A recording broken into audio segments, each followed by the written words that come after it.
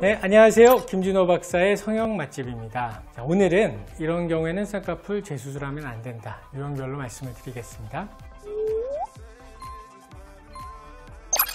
첫째, 가장 중요한 경우인데요. 눈에 피부가 모자라는 경우에 따라서는 절개를 해서 쌍꺼풀을 해야 되는 경우도 있죠. 그런 경우에 쌍꺼풀을 크게 하고 싶어도 피부를 잘라내야 되고, 작게 하고 싶은 경우에도 피부를 잘라내야지 돼요. 크게 한번 했다, 작게 한번 했다가 또 크게 한번 했다, 이렇게 한 서너 번 하면 피부가 결국 모자라게 돼요. 눈이라는 게 떠지는 것도 중요하지만 감기는 것도 굉장히 중요해요. 오히려 더 중요할 수도 있어요. 눈이 잘 감겨야 눈을 보호할 수가 있잖아요. 근데 이렇게 눈이 안 감긴다, 피부가 모자라서, 그런 경우에는 각막이 다치게 되고 결국 시력도 떨어지고 눈의 기본적으로 가장 중요한 기능인 보는 기능이 떨어지게 되겠죠. 그러니까 정말 큰일 날 수가 있기 때문에 절대 하시면 안 됩니다. 두 번째, 수술 한번 했는데 개슴츠레해 보이고 좀 졸려 보인다. 그래서 눈매를 뚜렷하게 보이게 해달라고 해서 근육을 교정을 해달라고 오시는 분들이 있는데, 근육을 너무 과도하게 당겨서 눈이 안 감기게 되는 경우죠. 그건 피부가 모자라서 눈이 안 감기는 경우보다 훨씬 더 안 좋은 케이스예요. 그래서 그런 경우에는 절대 재수술 하시면 안 된다는 거 꼭 기억하셔야 될 것 같아요. 세 번째는 좀 유형이 좀 달라요. 서구적인 눈을 원해서 지방을 많이 제거를 하셨던 분들이 이제는 좀 마음이 바뀌어가지고 이제 쌍꺼풀을 낮추고 눈에 좀 도톰하게 하고 싶어 하시는 분들이 계세요. 그런 분들의 눈에 재수술을 할 경우에 눈에 지방 이식을 하는 경우가 많거든요. 그런데 과하게 지방 이식을 하시는 경우에 그 지방이 굉장히 딱딱해지면서 굉장히 어색한 눈 모양이 되시는 경우도 굉장히 많으세요.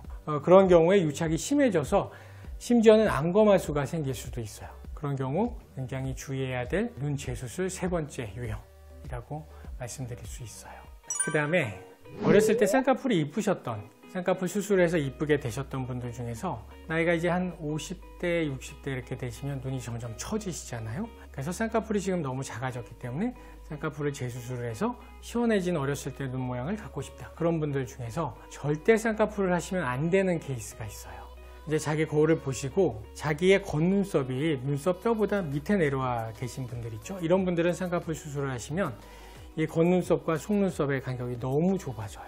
그러면 이 겉눈썹이 너무 내려와서 오히려 굉장히 완고해 보이고 답답해 보이고 싸나운 눈이 될 수도 있어요. 그런 분들은 절대 쌍꺼풀 수술을 하시면 안 되고요.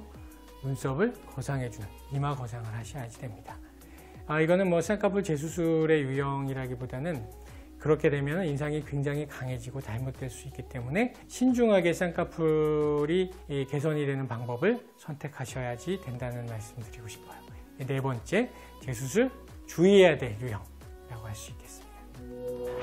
사실 눈 수술이 굉장히 어려워요. 모든 사람들이 쌍꺼풀 수술을 하기 때문에 쉽게 생각하고 수술하실 수도 있는데, 정말 신중하게 생각해야 될 수술이 쌍꺼풀 눈 수술이고요. 의외로 잘못되면 다시 원래 상태로 만들어 드리기 굉장히 어려운 부분이 바로 눈이고, 그래서 신중하게 선택해야 될 수술이 눈 수술이에요.